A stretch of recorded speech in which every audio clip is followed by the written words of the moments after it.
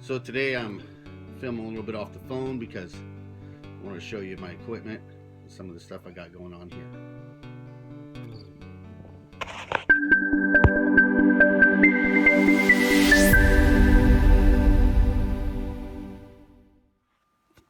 Okay, so this is the EP studio.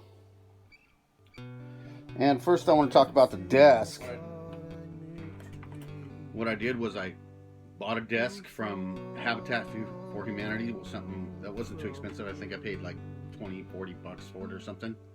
Took a skill saw, cut the back half of it off, and then I took those pieces and I mounted it on top, as you can see. So the desk, what I did was I took the side pieces, I took the side pieces and created these legs. First I measured the width of my monitor, right? So I knew how far this would be. And then I put a rack on that side and a rack on this side. And then I put the piece right here to hold the monitor. The drawer just comes out. I got some old hard drives right there. And mounted them in there. And then I have all the storage space there. The Axiom 61 M audio keyboard is what I'm using, and it's not weighted keys, so I don't really like it that much, but it has a lot of controls and it has sliders and stuff, and I'll probably replace it with something with weighted keys so that it slides back and forth. I can easily access my Axiom. My legs can fit underneath just fine, and then all the power strips and everything are underneath. So that's the desk, locked. It was pretty nice. It's heavy, very heavy. Over on the right hand side we have the Hercules. How come it's got such a oh, it's my finger. Okay, so we got the Hercules, and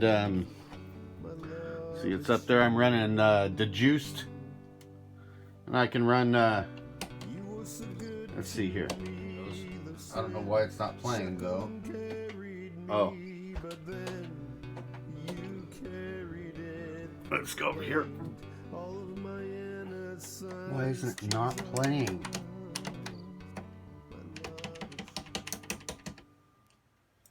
Alright, so let's go. Let's see what we got. So if I press...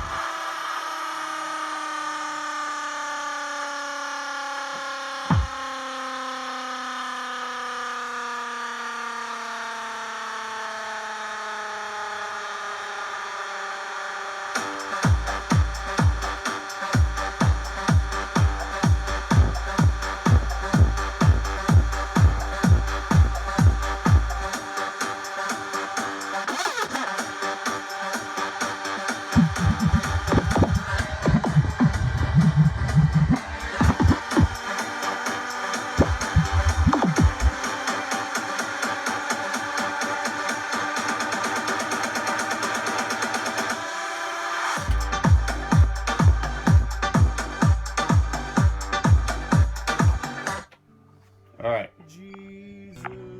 the Hercules board I got for like 100 bucks at a pawn shop. I overpaid for it. It wasn't bad though. It works pretty cool. I have a lot of fun with it, mixing some stuff every once in a while and DJing. If I'm gonna DJ, that's usually what I use. I'll take that. Alright, Hercules board. I have the Native Instruments Maschine Studio right there, and it's pretty cool. I don't know why it's has no output right now. It should have just sounded. There it is.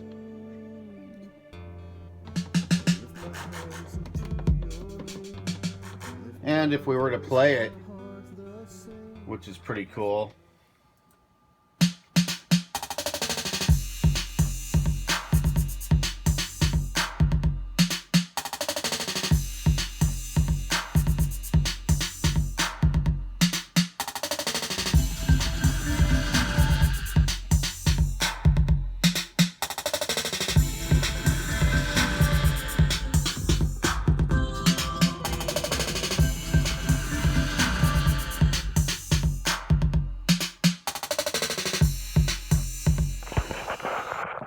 So the Maschine is pretty popular amongst DJs. I haven't actually used it in the DJ setting yet. I use it mainly for making beats and stuff, and really just for the software that came with it, right? The Maschine software and battery and all the sample libraries.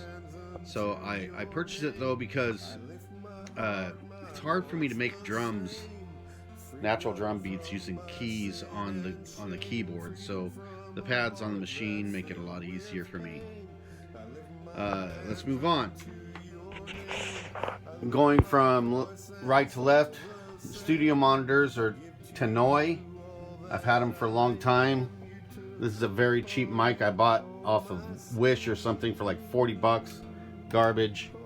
This is actually my studio mic right here. The cover is off of it right now, but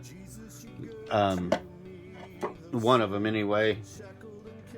Okay, so that's a Nady little small mixer.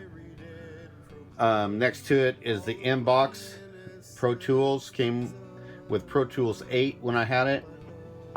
Now I started with Pro Tools 6. I think it was the first one that I used. And you know, the older Pro Tools, when it bounced to disk, it used, you know, real-time bouncing. Today it uses, you know, digital bouncing, which is in background and it's not real-time, or you can do real-time. It's up to you, I think. And I know Logic can do real-time bouncing. Sometimes the real-time bouncing creates a better sound, you know. So anyway, so inbox. This is the M Audio 410. Has 4 inputs, 10 outputs.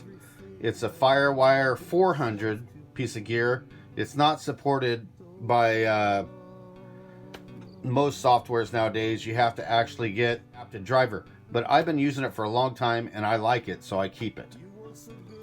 One of the main hubs of my studio is this little piece of gear right here. It's called a mini view, and I used to have 4 computers hooked up to it, right? So I used to have my own web server. And my own radio streaming server. And then, so it was a radio station. One of these days I might do a tutorial on how to set up an online streaming radio station. If you have any questions, ask me. And then the web server, I had an Ubuntu server that I ran most of my web pages on. After a while, I just got tired of being hacked, and I'd done the math, and I figured out what I was paying in electricity to run that server and everything. I could pay a host, and so now I host outside, and it's worked well. I don't have to worry about power failures. I don't have to worry about being hacked. All my web pages are ran somewhere else, but I still create all my own web pages. And then the radio page, Road to Bethel Radio, I ran for, I don't know, 10 years online streaming, and then last year I shut it down. When I moved out here to this trailer, I shut it down. I said that was enough, and I didn't want to pay the BMI stuff for all the music and stuff, and I used to run it underneath the local radio station that I was on Air Talent for a long time under their license, and then when we separated, I ran it for a while, but then I shut it down. So I used to run four computers off of that mini view, and then use one monitor, one keyboard, and one mouse. So it's a pretty good piece of equipment. So here so if I hit this button, here's my PC, changes to my PC. This one's my studio computer, runs to my studio computer. Now, if I want to just, this middle button here, these other two I don't have hooked up anymore. They would be 2 more computers. If I wanted to just switch the mouse, right, if I hit this button, right, there is the monitor only. There, and if I hit it twice, then it'll switch the sound, the core audio sound, or the mouse. If I hit that button and hit one of the other buttons, just that will be switched. So if I wanted to switch, if I wanted to run, say I wanted to be on the PC but hear the sound from the studio computer, I would simply just go like this and then hit this, and then only that was switched, see? and then later I can just go ahead and switch it, undo it if I want to, just like that. And I really liked it. It's a great piece of equipment that I found, guess what, at the Goodwill for like 12 bucks. Hundreds of dollars that thing cost. And you know, a very expensive piece of equipment. I got it for 12 bucks. Amazing. Let's see the cameras. This is the Canon M6. This is for vlogging. And the Movo with the attachment. I just bought this base attachment right here so it can go off the side so that the screen can flip up. Like that. See, so the screen can flip up. And then and that's how that runs. This is the Surui stick. I don't really like it. It's too short. Other than that, it's sturdy. And so on. Over here, this is what I use to do the when I do screen broadcasts. I use this for the little picture of me, and that's the Logic 4000, I think, something like that. Very unhappy with that product. Very unhappy with it. And then the screens are split, right? So that's a PC screen over there. This is my main screen. Down on the right is my studio computer, right there. That computer is actually a Mac Pro 1.1 that's been updated to 2.1 or 2, and then it's been updated with has 2 quad core chips in it, so I got 8 cores, and then I have 64 gigs of RAM, and then it's running several hard drives. Over there is the PC, and that is the budget home-based studio. I mean budget too, boy. Most of the money's, you know, invested in software. But you know, the computer, that studio computer, I paid $100 for. I think I paid like that for the keyboard, and that, you know, so I got 1, 2, 3, 4, less than $1,000 invested here, right, in hardware. I mean, it's not much. I think the Maschine I bought it used on eBay. You know, I bought the Hercules at a pawn shop for more than I should have. Same with the monitor, the TV I bought for 60 bucks. The other 2 monitors I got for free somewhere. The Axiom I bought from a friend used. It needed work on it. I fixed it. The PC I built from scratch. You know, I mean, just really, I haven't spent a lot of money on the gear. I'm in need of a new mic. That studio mic's about done. It worked well though while I had it, and I think I paid, it's an MXL. I forget how much I paid, but I was surprised for the money. It done really well. That other one that looks really good, but it has terrible frequency range. I was really disappointed. But you know, you get what you pay for. 40 bucks for that thing. So maybe next time I'll go over some of the software I got. That's where the money's invested.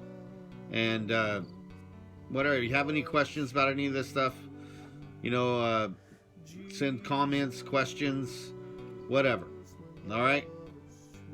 I know it's nothing special here, but you know, it works for what I'm using it for. You know, it makes it easier when I can just be at home and make it happen. You know, I got all the software I need on there to make it happen, and the truth is that you're gonna get, I've heard it said this way, you're gonna get about 70 to 80% good quality out of your gear like this, because that other 20% that you hear on the radio comes from $1 million studio gear, and it's not just one piece of equipment, right? It's the culmination of, you know, $1,000 mics and $10,000 soundboards and you know, just soundproofing that cost, you know, $100,000 in the studio, And you know, you add all that stuff up and it ends up being that extra 20% of sound quality that you hear on really good produced music. But you know, that's not the way that the world is going. The standards are lowering. You know, the standard for quality in music is lowering because the music production, the market is being flooded by home studio artists, right? People that can't afford to spend $1 million on their studio gear, so they get what they can and they produce what they can. And you know what? It's still working. It's still working. People are making movie scores and soundtracks off their laptop. You know, they're making the next big country and western hit off their laptop, you know, or whatever. Just about everybody you see is running a MacBook Pro, you know, instead of, I mean, I'm holding out, you know, I have the Mac Pro, and I don't create a lot of music on the MacBook, but you know, I still have it and I use it. All right, that's it. That's today's video. Subscribe, ring the bell. I need subscribers down here. All right, see you later.